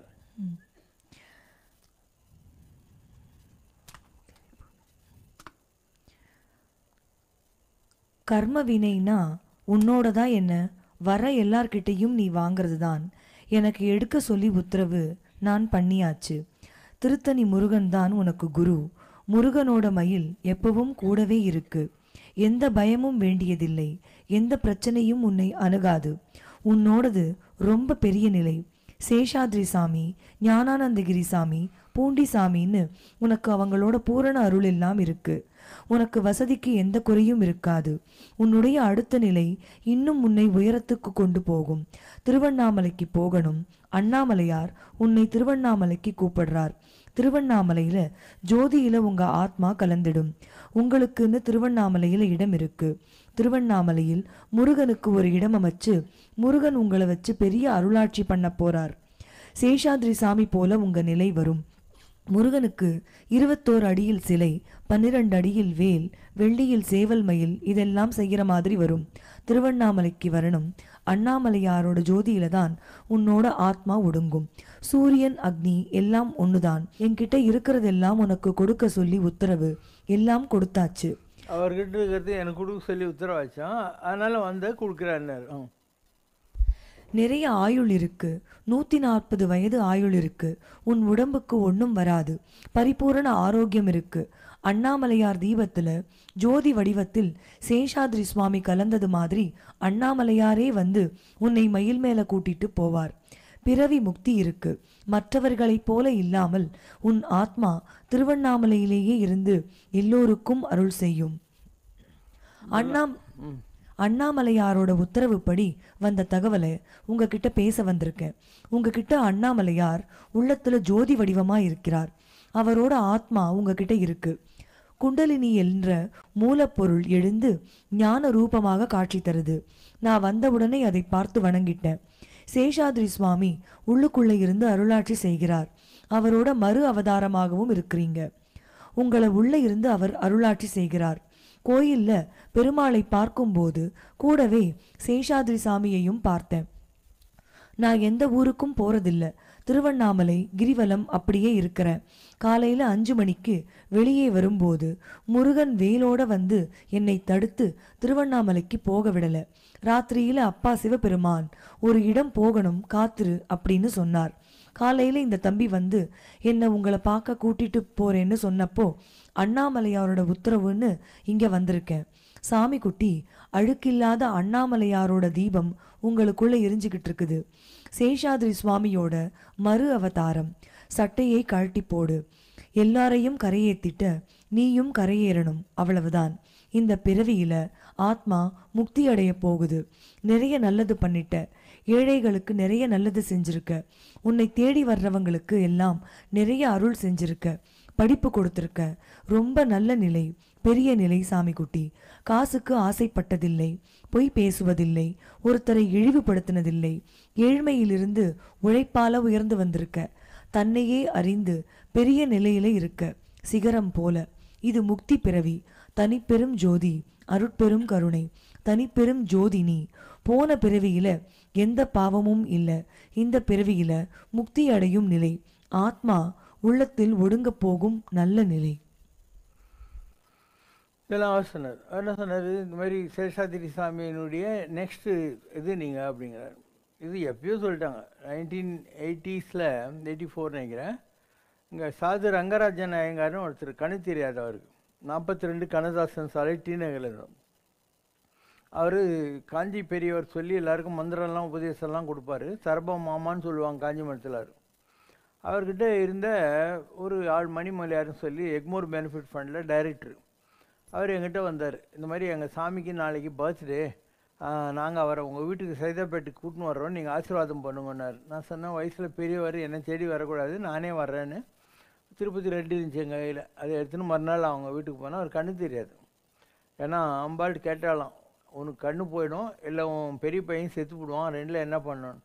அவர் என் பெரிய பையன் ரோடு இருந்தால் எனக்கு கொல்லியாவது வைப்பான், கண்ணு போனால் பரவாயில்லன்ட்டாருன்னா அவருக்கு அந்த மாதிரி வரும். நான் அவர் கண்ணு தெரியாது இல்லையா, அவர்கிட்ட கையில் கொடுத்துட்டு கண்ணு முடியும், அதனால் சும்மா இப்படி தடவினேன். நான் தடவிட்டு அவர்கிட்ட சொன்னேன், இந்த மாதிரி வைஷ்ணவத்தில் ஆழ்வார்களை பற்றியெல்லாம் நிறைய பேர் எழுதியிருக்காங்க. ஆழ்வார்களுக்கு பின்னால் வந்தவங்களுக்கு வழி குறவர்கள்னு பேர். குறை அப்படின்னா குருன்னு அர்த்தம். அவங்கள பற்றி நீங்கள் எழுதுங்கோ, முதலியாண்டானை வச்சு எழுதுங்கோ அப்படின்னு சொல்லிட்டு வந்துட்டேன். மறுநாள் அந்த மணிமலையாரெலாம் வந்துட்டாங்க என்கிட்ட. இந்த மாதிரி நீங்கள் வந்துட்டு போன உடனே சாமி சொல்லிட்டாரு, ரங்கராஜன் ஐயங்கார் சொல்லிட்டாரு, இப்போ வந்துட்டு போனது யாருக்கு தெரியுமா, அவர் தான் சேஷாதிரி. அவர் எனக்கு தொட்டார் இல்லையா, அப்போ அம்பாள் சொல்லிட்டா அவன் சேஷாதிரி இப்போ வந்திருக்கிறதுன்னு சொல்லி. அவர் என்னம்மா சொல்கிறாரு, எங்களுக்கெல்லாம் குரு வந்து முதலியாண்டான் தான், முதலியாண்டான் வச்சு எழுதுன்னு சொல்லி என்ன சொல்கிறார் அப்படின்னு சொன்னார். இது ஒரு உதாரணம், எப்படி உலகத்தில் எல்லாம் நடக்குதுன்னு சொல்லி. இந்த இவர் இருக்கார் இல்லையா, அவர் காஞ்சிபுரம் சேஷாதிரி சாமி. அவங்க அம்மாவுடைய இடுப்பில் சின்ன குழந்தையாக இருக்கிற போது ஒரு பொம்மை வியாபாரி பொம்மை எடுத்துன்னு போகிறான். அதுலேருந்து ஒரு கிருஷ்ணர் பொம்மையை அவர் கேட்குறாரு. அவங்க அம்மா சொல்கிற, சும்மா நம்மக்கிட்ட துட்டு இல்லைன்ட்டு. அவன் இருக்கட்டம்மா, குழந்தை தானே கேட்குன்னு கிருஷ்ணர் பொம்மை கொடுத்துட்றான். அன்றைக்கி சாயந்தரம் அவன் தேடி வந்து அந்த குழந்தை கையை கிஸ் பண்ணிக்கிட்டு தங்க கைன்றான். அவங்க அம்மா என்ன பண்ணு, ஒரு வருஷத்தில் விற்காத பொம்மைலாம் இந்த தொட்ட உடனே வந்து ஒரே நாளில் விற்றுச்சுமா, அதனால் தங்க கை அப்படின்னு சொன்னான். அதுக்கப்புறம் அவர் கல்யாணம் பண்ணி வைக்கிற போது அவர் கல்யாணம் வேணான்னு தான் ஓடி போய் திருவண்ணாமலையில் உட்காந்துட்டார். கல்யாணம் வேணான்னு தான் உட்காந்துட்டார். திருவண்ணாமலையில் இருந்தார், பரபிரம்ம நிலை. அவர் வந்து அதாவது சுடுகாட்டில் போய் உட்காந்துன்னு இருப்பார். அவருக்கு யாருன்னா நல்ல சாப்பாடு கொண்டாந்தா அந்த வெட்டியானை கொடுத்து விட்டு அவங்ககிட்ட இருக்கிற கம்பங்களையே இவர் வாங்கி சாப்பிடுவார். இவருக்கு யாருன்னா ட்ரெஸ் கொடுத்தாக்கா அவனும் கொடுத்து விட்டு அவனுடைய அழுக்கு துண்டை வாங்கி கட்டின்னு இருப்பார். இந்த மாதிரி வள்ளிமலை சசிதான சாமி அவரை தேடி போகிறார். போனால் அவர் சொல்கிறாரு, உனக்கு எதுக்குடா மந்திரமெல்லாம், திருப்புகை தாண்டா மகாமந்திரம், போடா வள்ளிமலைக்கு நான் அங்கே வரேன் அப்படின்ட்டார். ஸோ அதுக்கப்புறம் தான் அதுக்கு முன்னே பழனியில் இருந்த அர்த்தநாரியாக இருந்து பின்னால் வள்ளிமலை சாமி ஆனவர் அங்கே போய் வெயிட் பண்ணின்னுக்கிறாரு. அதுக்குள்ளே சேஷாதிரி சாமி உடம்பு விட்டாருன்னு தகவல் வருது. இவர் நீ எப்படி வரப்போகிறாருன்னு நினைக்கிறான். அப்போ திருவண்ணாமலையில் தோட்டி வரான். வந்து இந்த மாதிரி சாமிக்கு எனக்கு ரொம்ப ஃப்ரெண்ட்ஷிப்பு, அவர் போயிட்டாருன்னு அழுதேன், நீ வள்ளிமலைக்கு வானா அங்கே வரேன்னு சொல்லிக்கிறாரு, அதுக்கு தான் வந்தேன்றான். இவருக்கு கொஞ்சம் நம்பிக்கை வருது. அப்போது மத்தியானம் படையில் போட்டு வெயிட் பண்ணுறாங்க. ஒரு தங்க கீரிப்பிள்ளை வந்து அந்த படையில் சாப்பிடுது. அப்போ தோட்டியான் கத்துறான், சேஷாதிரி சாமி வந்துட்டார், தங்கக்கு வந்துட்டார் அப்படின்னு சொல்லிட்டு. அதனால் அவர் வள்ளிமலை சாமிக்கு வழி காட்டுறாரு சேஷாதிரி சாமிகள். அதுக்கப்புறம் அதே நேரத்தில் அவர் இங்கே இது பண்ணியிருக்கார். இது அவருடைய பேசிக். இது அதை விட முக்கியம், நான் அண்ணா நகரில் இருந்தேன். அப்போ சண்முக சிகாமணின்னு ஒரு இந்து சமய அறநிலைத்துறை ஆள் இருந்தார், செக்ரட்டரி. அவர் காரை போட்டு எங்கள் வீட்டு வாசலில் வந்து நின்று, வாங்க காரில் ஏறுங்க, நான் திருவண்ணாமலை போகலாம் அப்படின்னார். எதுக்கு சார்ண்ணே? சேஷாதிரி சுவாமிகள் தியான மண்டபம் திறக்கிறாங்க, அதுக்கு என்ன கூப்பிட்ருக்காங்க, நீங்களும் வாங்கன்றார். அப்போது என்ன கனெக்ஷன் பாரு. யாரோ சொல்கிறாங்க இவர் தான் சேஷாதிரி சுவாமின்னு சொல்லி, அண்டு நமக்கு தெரியுது. அது நம்ம அவரே இந்த காரை கூட்டின்னு போய் அந்த தியான மண்டபம் திறக்கிற அன்றைக்கி நம்மளுக்கு கூட்டின்னு போகிறாரு. அன்றைக்கி தான் நான் விஸ்ரீ சாமியாரை போய் பார்க்குறேன். இப்படி எல்லாத்துக்கும் ஒரு லிங்க் இருக்கும். வாழ்க்கையில் எதெல்லாம் நடக்குதோ நீ ஒன்றுமே பண்ணாத, நீ சாட்சி மட்டுமே. மனிதா மனிதா, தெய்வம் நடத்துகின்ற நாடகம். தெய்வம் நடத்துகின்ற நாடகம் இது, தேவரும் அறியா பூடகம். என்ன செய்யும் நம் ஜாதகம், இறைவன் மனம் வைத்தால் சாதகம் சாதகம். கதையை எழுதியவன் கடவுள், தலைவிதி இது என்பவன் மனிதன். அவன் கையில் இருக்குது சூத்திரம், அவன் காட்டும் வழி நடிக்கும் பாத்திரம். என்றோ எழுதி வைத்த வசனம், அது எப்படி இருந்தாலும் விசனம். சம்பவம் குறித்தபடி நடக்கும், நீ சாட்சி மட்டுமே. மனிதா மனிதா, இறையிடமேனோ ஊடல். இப்போ எல்லாமே ஏற்கனவே டெஸ்டினி தான், ஏற்கனவே எழுதி வச்சுருக்காங்க. நீ ஒன்றும் பண்ணாத, கடவுளை நம்பு. நாம் நல்லது கெட்டது மானம் அவமானம் எது வந்தாலும் கவலைப்படாத. நன்றே வரினும் தீதே விலகினும் நான் அறிவது ஒன்றேயும் இல்லை. அதான் ஆன்மீகத்தில் மிக உயர்ந்த நிலை. மற்றவங்க உன்னை பாராட்டணும்னு நினைக்காத, திட்டுறாங்களேன்னு நினைக்காத. எல்லாத்தையும் தாண்டி நீ பாட்டி கடவுளை நினச்சிக்கிட்டு உக்காந்துக்கிட்டே இரு. எல்லாம் எக்கோலம் கொண்டால் என்ன, ஏது அவஸ்தைப்பட்டால் என்ன, முத்தன் மனம் இருக்கும் மோனஸ்தே. என்ன நடந்தாலும் உன் மைண்டு கடவுள்கிட்ட வச்சுடு. முத்தன்னா முக்தி அடைந்தவன், அவனுடைய மனது மோனம்னா சைலன்ஸில் இருக்கும், மேலே இருக்கும்னு அர்த்தம். சிதாகாச பெருவெளியில் இருக்கும். உன்னுடைய அனுபவங்கள் உனக்கு கிடைக்கும். இப்போ இங்கேருந்து மதுரை போகிறேன், நீங்கள் செங்கல்பட்டு போன உடனே இங்கேருந்து மெட்ராஸ்லேருந்து 530 கிலோமீட்டர் மதுரைன்னு இருக்கும். செங்கல்பட்டு போன உடனே ஒரு 70 கிலோமீட்டர் குறையும். திருச்சி போன உடனே இன்னும் 120 கிலோமீட்டர்னு வரும். உன்னுடைய அனுபவங்கள் தான் வழிகாட்டி. நீ நெருங்க நெருங்க திடீர்னு பார்த்தா மீனாட்சி அம்மன் கோயில் வாசலில் நீ இப்போ அதுக்கப்புறம் உனக்கு யார் இதுதான் மதுரைன்னு சொல்ல வேண்டிய அவசியம் என்ன இருக்குது? So you have to flow with your experiences. இதுதான் புறநானூறு. பேரூராற்று படுவும் புனைபோர்னு காட்சி தெளிந்தனம். ஒரு கட்டையை தூக்கி தண்ணியில் போட்டால் அந்த கட்டை மாதிரி போயினே இருந்து பிறவி பெருங்கடலில் ஓடிக்கினே இரு. அதனுடைய போக்கில் எல்லாமே நடக்கும். எதுவுமே மாற்ற தேவையில்லை. நல்லதும் உலகத்தில் இல்லை, கெட்டதும் இல்லை, நண்பர்களும் இல்லை, விரோதியும் இல்லை, மானமும் இல்லை, அவமானம் இல்லை, ஏழையும் இல்லை, பணக்காரனும் இல்லை. எல்லாம் உன்னுடைய அனுபவங்களுடைய பிழிவுகள். நான் வசதியாக தான் இருக்கேன், எப்போ பாரு வசதியாக தான் இருக்கேன், எனக்கு என்ன குறை இருக்குது? ஒன்றுமே கிடையாது. இன்னும் சொல்லப்போனால் இது எல்லாமே என்னுடைய தவத்துக்காக எனக்கு கிடைச்சது. ரத்னகிரியில் சாமி இருக்காங்க. இப்போ அவங்கக்கிட்ட நான் கேட்டேன், சாமி இந்தமாரி கோயில் கட்டிக்கிற, தேரெல்லாம் பண்ணியிருக்கிற, ஸ்கூலு ஆஸ்பத்திரிலாம் வச்சுருக்கேன், இதெல்லாம் ஜனங்க பணம் கொடுக்குறாங்களே உங்கள்கிட்ட, அது முருகனுக்கு கொடுக்குறாங்களா உனக்கு கொடுக்குறாங்களான்னு கேட்டேன். அவர் சொன்னார், முருகனுக்கு கொடுக்குனா அவன் பழனி திருத்தனில் போய் கொடுத்துருப்பான், எனக்கு தான் இவெல்லாம் பாக்கி, அதனால் எங்கிட்ட கொண்டாந்து கொடுக்குறான் அப்படின்னாரு. அந்த மாதிரி சிவசங்கர் பாபா இதெல்லாம் பண்ணுறாருன்னா, இதுக்கு முன்பிரிவுகளே எனக்கு யார் பாக்கி இருந்தாங்களோ அவங்க இங்கே வருவாங்க. அவங்க தான் இங்கே வர முடியும். மெட்ராஸில் 80 லட்சம் பேர் இருக்கிறாங்க, எங்கே வரானுங்க? பக்கத்தில் இருக்கிற தையூர்காரனே வரமாட்டான். யார் கனெக்ஷன் இருக்குதோ அவங்க வருவாங்க இல்லையா? இதெல்லாம் புரியவே புரியாது, எப்படி நடக்குதுன்னு புரியாது. எல்லாம் தானாக நடக்கும் அதனுடைய போக்கில். நீ you have to understand and rise to the occasion every minute. Every minute you have to understand the play of God and readjust yourself to play a particular momentary role on behalf of God. On behalf of God தான், as Godலாம் கிடையாது, on behalf of God தான் யாராக இருந்தாலும். So இதெல்லாம் வாழ்க்கையில் நீ தெரிய நீ ஞானியாயினே போவே. இல்லைன்னா எல்லாத்துக்கும் புலம்பு, எனக்கு எது கஷ்டம், நான் இவ்வளோ நல்லவனாகிறேன், இவ்வளோலாம் பண்ணிக்கிறேன், கடவுளுக்கு நன்றி இல்லையா, அப்படியெல்லாம் தோணும் இல்லையா? அப்படிலாம் ஒன்றும் இல்லை. கடவுளுக்கு எல்லாரும் வேண்டியவங்க தான். வேண்டுதல் வேண்டாமை இலானடி சேர்ந்தாருக்கு யாண்டும் இடும்பை இல்லை. கடவுளுக்கு ப்ரிஃபரன்சஸ் கிடையாது, வேண்டியவங்க இல்லை, வேண்டாதவங்க இல்லை. அந்த மாதிரி இருக்க நீ பிடிச்சிக்கோ, உனக்கு எந்த கஷ்டம் இல்லைன்றது தான் திருக்குறள். அதனால் you have to hold on to the feet of the lord. And ஒரு தடவை நான் விஸ்ரீ சாமியாரை கேட்டேன், tell me what should I do அப்படின்னு. Siva, always remember God, never forget God அப்படின்னார். Always remember God, never forget God. எப்பயுமே கடவுளை நினச்சின்று எப்பயுமே கடவுளை மறந்துடாத. இதுதான் அவர் எனக்கு கொடுத்துற 2 line summary. So you have to do the same thing. அதனால் nothing can go wrong in God's ways of working with you. எல்லாமே கடவுளுடைய இதில் கரெக்டாக தான் நடக்கும். நீ ஒன்றுமே பண்ண தேவையில்லை. இங்கிலீஷில் there are lot of books. ஆல்கெமிஸ்ட்னு ஒரு புக்கு, இது மாதிரி நிறைய புக் இருக்குது. நம்ம லைப்ரரியில் நிறைய புக் இருக்குது. இப்போல்லாம் படிக்கிற பழக்கம் ஜனங்களுக்கு இல்லாமல் போயிடுச்சு. Otherwise there are so many good books now. Last question. Question from Jeevita. Do people with same horoscope will have similar fortunes or sorrows? It all depends at the in which family they are born, one. Number two, in which place they are born. அதாவது horoscope planets மாத்திரம் decide பண்ணாது. நீ எந்த குடும்பத்தில் பிறகுறியோ அந்த குடும்பத்தினுடைய புண்ணியம் பாவங்கள் உன்னையும் பாதிக்கும். யாராக இருந்தாலும் பாதிக்கும். அந்தந்த குடும்பத்தில் வர்றாங்களே அது பாதிக்கும். ப்ளஸ் எந்த இடத்துல நீ பிறங்கிறத வச்சுக்கிட்டு இருக்கோம்.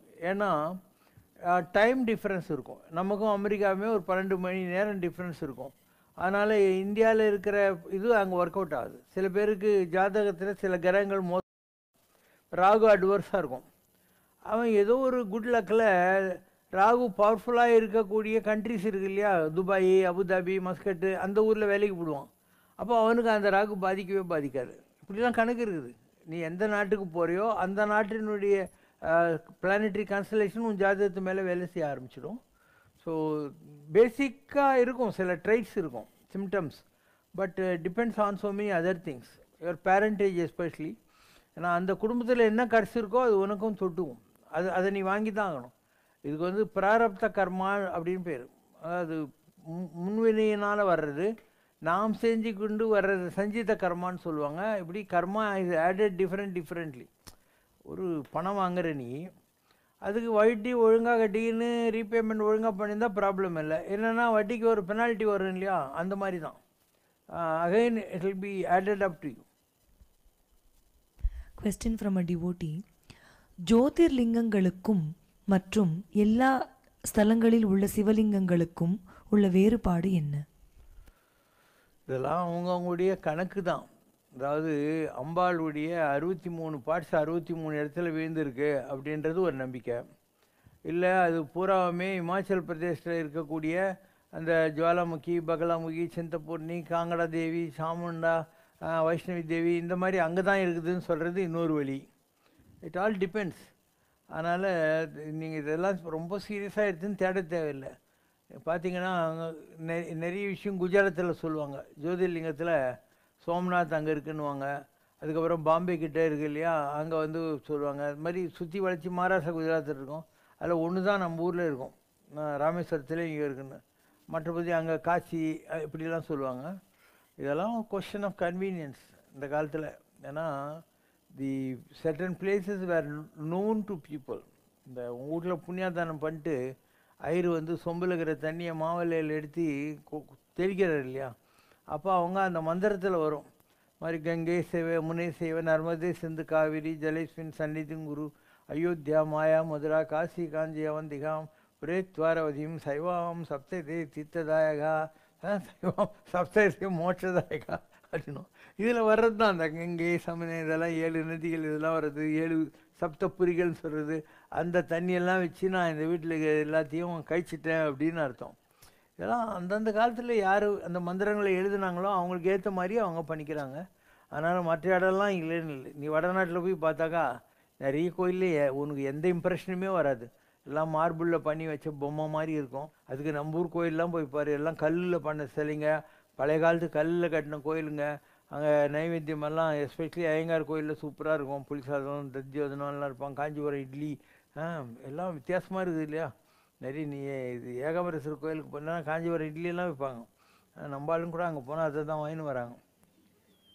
ஒவ்வொரு கோயிலுக்கும் ஒவ்வொரு விதமான பிரசாதம் இந்த மாதிரிலாம் இருக்குது. அதனால் நார்த் இந்தியாவில் because of the continuous invasion of Muslims and breaking of all the idols, அங்கெல்லாம் கோயில் வழிபாடு போயிட்டு சாமியாருங்களை கும்பிட்றது, அந்த கங்கை ஆற்ற கும்பிட்றதுங்கிற பழக்கத்தை கொண்டு வந்தாங்க. நம்ம ஊருங்களில் அங்கேருந்து அவன் படையெடுத்து வர்றது ஒரு தடவை தான் மாலிகாபுரம் வந்தான். மற்றபடி யாரும் ஜாஸ்தி வந்ததில்லை. அதனால் இங்கே எல்லாம் டெம்பிள் எல்லாம் டாக்டாக இருந்துச்சு. ஜனங்களும் அந்த பூஜை இது எல்லாத்தையும் ஒழுங்காக பண்ணிகிட்ருக்காங்க. அதனால் ஒவ்வொரு இடத்துக்கும் ஒரு ஒர்க் கல்ச்சர்னு இருக்குது. அந்த ஒர்க் கல்ச்சர்னு அடிப்படையில் இது வர்ற விஷயந்தான். அண்ட் எல்லா கோயிலுக்கும் நீ போயேன், உங்கள் ஊர்லேயே ஏதாவது ஒரு கோணாம்பட்டியில் ஒரு குப்புசாமி கோயில் இருக்கும். அங்கே இருக்கிறவங்க சொல்லுவாங்க, காசியும் இந்த ஊர் கோயிலும் ஒரே மாதிரி, காசியை விட இது ஒரு குந்துமணி ஜாஸ்தின்னுவான். அப்படி சொல்லணுன்னு நீ அந்த கோயிலுக்கு போக மாட்டே பாவி. ஆனால் இதெல்லாம் சீரியஸாக எடுத்துக்காதீங்க. காக்கைக்கும் தன் குஞ்சு பொன் குஞ்சு. மாணவ பருவத்தில் தாங்கள் கோயம்புத்தூர் ராமகிருஷ்ணா மிஷன் பள்ளியில் 8ஆம் வகுப்பு படித்து கொண்டிருந்த போது நடந்த பேச்சு போட்டியில் ஆன் த ஸ்பாட்டில் கொடுக்கப்பட்ட ஒரே உலகம் என்ற தலைப்பில் தாங்கள் பேசும்போது பல இலக்கிய உதாரணங்களோடு நயம்பட பேசியிருக்கிறீர்கள். தாங்கள் மாணவனாக இருந்தபோது கொடுக்கப்பட்ட அதே ஒரே உலகம் என்ற தலைப்பை தங்களுக்கு தற்போது தந்தால் ஆன்மீக ரீதியில் தங்களது மேலான கருத்துக்கள் என்னவாக இருக்கும்? ஒருமைக்கண் தான் கற்ற கல்வி ஒருவருக்கு எழுமையும் ஏமாப்பு உடைத்து. ஒரு பிறவியில் நீ என்ன படிக்கிறோ அது 7 பிறவிக்கு உங்கூட இருக்கும். ஒன்று, education is a manifestation of the perfection that is already inside you. விவேகானந்தர். ஏற்கனவே உங்கள்கிட்ட இருக்கிற விஷயத்தை தான் கல்வி வெளியே கொண்டு வரும். அதனால தான் தொட்டனை தூரும் மணற்கேணி மாந்தருக்கு கற்றனை தூரும் அறிவு இருக்குது. அதை நீ வெளியே கொண்டாடுறல தனி, அந்த மாதிரி உனக்கிட்ட இருக்கிற அறிவை நீ வெளியே கொண்டு வர்றன்னு அர்த்தம். அது ஒவ்வொருத்தருடைய வாசனை இருக்கும். இப்போது இதுக்கு முன்பிறவிகளில் நீ என்னவா இருந்திருக்கியோ அதனுடைய பெருங்காய வாசனைன்னு சொல்கிறீங்க இல்லையா? பெருங்காயம் ஒரு டப்பாவில் இருந்து இல்லாமல் இருந்தால் கூட அது வாசனை அடிக்கும். அந்த மாதிரி உங்கள்கிட்ட ஏதோ ஒன்று இருக்கும், அது தானாக தன்னை வெளிப்படுத்தி கொள்ளும். இல்லைன்னா நீயே யோசனை பண்ணு. எங்கேயோ ராமகிருஷ்ணா மிஷனில் 8ஆம் கிளாஸ் படிக்கிற போது அப்போல்லாம் வந்து பியூசி தான், 12ஆம் கிளாஸ் கிடையாது. 8, 9, 10 3 வருஷம் நாங்கள் படித்தோம். பியூசி பிஎஸ்சிக்கெல்லாம் நான் வாணியம்பாடி வந்துட்டேன். அப்போ அவர் 8ஆம் கிளாஸ் பையன் எப்படி 152 ஸ்கூல் கோயம்புத்தூரில் இருக்குது, எல்லா ஸ்கூல் பசங்களையும் 9, 10லேருந்து வந்து பேசுகிற பசங்களெல்லாம் அடிச்சுட்டு 3 வருஷமும் கன்சிக்யூட்டிவாக நான் எப்படி ஃபஸ்ட்டு வர முடியும் இல்லையா? அதுவும் போர்டில் எழுதுவாங்க தலைப்பு, எல்லாரையும் வெளியே அனுப்பிச்சிட்டு நீ உடனே பேச ஆரம்பிச்சிடணும். There won't be any time for you. And முதல்லலாம் தலைப்பு கொடுக்க மாட்டாங்க. அப்போ பேசணும் இல்லையா? அதனால் அவ்வளோ ஈஸி இல்லை. அப்போ நம்ம அந்த 8ஆம் கிளாஸ்லேயே என்ன பேசுகிறோன்னா, உலகத்தீரே உலகத்தீரே மனிதனுக்கு வயது 100 அல்ல என்று பாடினான் தமிழ் புலவன். ஆண்டாண்டு தோறும் அழுது புரண்டாலும் உலகத்தீர்னா புரண்டாலும் மாண்டார் ஒருவரோ உலகத்தில் மண்ணிலத்திலே என்று சொன்னால் ஆண்டாள். அகர முதல் எழுத்தெல்லாம் ஆதி பகவான் முதற்றே உலகு என்று சொன்னான். உலகம் யாவையும் தாமிழவாக்களும் என்று பாடினான். உலகம் இவன் கம்பன் வந்து இவன் சேக்கிலார் வந்து உலகெல்லாம் உணர்ந்து ஓதற்கரியவன் பாடினான். இந்தமாரி எங்கெல்லாம் உலகம் வருதெல்லாம் சொல்லி தமிழ்நாடு நிலப்பரப்பில் குறுகி இருந்தாலும் தமிழுடைய எண்ணங்கள் என்றைக்கும் பறந்து விரிந்து இருந்தன அப்படின்னு தான் நம்ம ஆரம்பிக்கிறோம். எனது பிள்ளை எனது பெண்டு என்று சொல்லுகிற சிறியதொரு கடுகுடலத்தை விட்டு தொல்லுலக மக்களெல்லாம் ஒன்றே என்னும் தாய் உள்ளம் தனி உள்ளம் தனியிலென்றோ இன்பம் இன்பம் என்று சொன்னான் பாரதிதாசன். இப்படிலாம் பேசும். 8ஆம் கிளாஸில் பேசுகிறோம். இதெல்லாம் விளையாட்டு இல்லைல்ல. அப்புறம் அதாவது 3 வருஷம் நான் தான் ஃபஸ்ட் வந்தேன். அந்த காலத்தில் காமராஜருடைய 60வது பிறந்த நாளைக்கு நிஜலிங்க பக்கத்து வெள்ளி கப்பெல்லாம் வாங்கியிருக்கிறேன் நான்.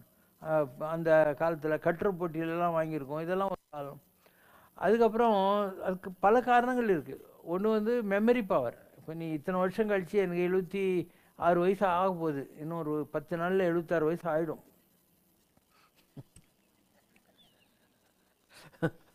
மெமரி பவர் எப்பயோ படித்ததெல்லாம் எப்போ கேட்டாலும் என்னால் சொல்ல முடியும் இல்லையா? இதெல்லாம் எங்கேருந்து வருது? கடவுள் கொடுக்கறது தான். கடவுள் கொடுக்கறது அது நம்மக்கிட்ட ரிட்டைன் ஆகுது. அது ஒன்று தான்.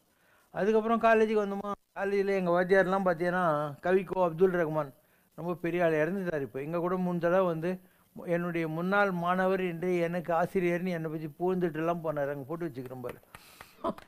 கொத்தமங்கலம் சூப்புன்னு ராவ்பகதூர் சிங்காரம் தில்லானா மோகராம்பெல்லாம் அவருடைய ஸ்டோரிஸ் தான். அவரை கூப்பிட்டு வந்தேன் எங்கள் காலேஜுக்கு. முத்தமிழ் பறவைகள்னு தலைப்பு. கிளி குயில் மயில். கிளி இயல், குயில் வந்து இசை, அதுக்கடுத்து மயில் நாடகம், இயல் இசை நாடகம், கிளி குயில் மயில். அப்போ ஈரோடு தமிழ் அன்பன் இவங்கெல்லாம் 3 பறவைகளுக்கு 3 பேர். கொத்தமங்கலம் சுப்பு வந்து தலைமை கவியரங்கருக்கு. அப்போ நான் ஸ்டூடெண்ட் செக்ரட்டரியில் அப்போது நான் சொல்கிறேன், அவர் பேர் ஞாபகம் வச்சுக்கோ, கொத்த மங்கலம் சூப்பு, கிளி குயில் மயில். அப்போ தான் உனக்கு நான் சொல்கிறது புரியும். கொத்தி தின்னுகின்ற கிளியை கொத்த கிளி, மங்கரேசை எழுப்புகின்ற குயிலை கொத்த மங்கலம் குயில். மேலே கை காட்டுறோம் சுப்பிரமணியரில், அவருக்கு சுப்புன்னு பேர். சுப்புவுக்கு பிரியமான சுந்தரமா மயிலை, கொத்தி தின்னுகின்ற கிளியை, மங்கரேசை எழுப்புகின்ற குயிலை, சுப்புவுக்கு பிரியமான சுந்தரமா மயிலை கூட்டி வைத்து அரங்கேற்றும் இந்த கவியரங்கிற்கு கொத்தமங்கலம் சுப்புவை விட்டால் ஒத்த மங்கலத்தவரும் உண்டா அப்படின்னு. நிஜம். அப்படியே வந்து அவர் கழுத்து இருந்த மாதிரி எனக்கு போட்டு எனக்கு கடிப்பிடிச்சிக்கணும். எப்போ இதெல்லாம் மிஞ்சி போனால் அப்போ எனக்கு 16 வயசு இருந்திருக்கும். பிஎம் பெல்லியப்பான்னு ஒருத்தர் நார்த்தாக்கா டிஸ்ட்ரிக்ட் கலெக்டராக இருந்தார். அப்போ செய்யாறில் காங்கன்னு ஒரு எம்எல்ஏ இருந்தார் காங்கிரஸ் பார்ட்டியில். அவர் இதில் பெரிய இது அரேஞ்ச் பண்ணி எங்கள் டிஸ்ட்ரிக்டில் இருக்கிற எல்லா ஸ்கூலு, எல்லா காலேஜு, ஈவன் சிஎம்சி எல்லாரையும் கூப்பிட்டு அங்கே 3 நாள் பிளானிங் ஃபோரம் வந்து நடத்தாங்க. அந்த பிளானிங் ஃபோரத்தினுடைய வேலிடேட்டரி ஃபங்க்ஷனில் அப்போ தான் அண்ணாதுரை கெலிச்சு வந்தார். அப்போ தான் அவங்க கெலிச்சு ஆட்சிக்கு வந்திருந்தாங்க. அவர் தான் அதுக்கு வரணும். அப்போ பிஎம் பெல்லியப்பாக்கு எனக்கு ரொம்ப பிடிக்கும். அதுக்கப்புறம் அவர் எங்கிட்ட சொல்கிறார், நீங்கள் வந்து ஓட் ஆஃப் தேங்க்ஸ் கொடுங்க அப்படின்ட்டார். ஸோ அண்ணாதுரை வர்றார். அப்போது நான் சொல்கிறேன், இந்த மாதிரி அன்றைக்கு ஒரு புறநானூற்று புலவன் சொன்னான், என் நெஞ்சு திறப்பா நிற்காண்குவரே என்று. இன்றைக்கு இந்த வடார்காடு மாவட்டத்தில் இருக்கிற மாணவர்களாகிய நாங்கள் சொல்கிறோம், அண்ணா எம் நெஞ்சு திறப்பா நிற்காண்குவரே என்று. உங்களுடைய வாயூறி வருகின்ற தேனூறு சொல்லுக்கு செவி ஊறி சிந்தையும் தாமூறி சித்திர பாவைகள் போல் இதுகாரும் நாங்கள் வீற்றிருந்தோம். உங்கள் வித்தக பேச்சு திறமையில் சித்திர பாவைகள் போல் வீற்றிருந்தோம். இப்படி தான் நன்றி. நான் நம்ப மாட்டேல, எல்லாம் பேப்பர் கட்டிங் இருக்குது என்கிட்ட. என் பேரெல்லாம் பேப்பரில் வரும் இல்லை, இப்போ propose vote of thanks, he did தட்டுன்னு அதெல்லாம் வச்சுருக்கணும். எல்லாம் ஒரு ஃபைலே இருக்குது என்கிட்ட. இதெல்லாம் ஒரு வழி. அப்போது நல்லா எழுதுவேன், நல்லா பேசுவேன், மிமிக்ரை பண்ணுவேன், ட்ராமாவில் நடிப்பேன். நான் பண்ணாதது இல்லை. இப்படி எல்லாத்தையும் பார்த்து தான் நான் சாமி ஆயிருக்கேன்.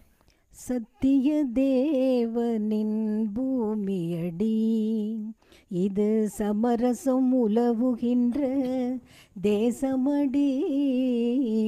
சத்திய தேவனின் பூமியடி, நித்திய வாழ்வளிக்கும் தெய்வமடி.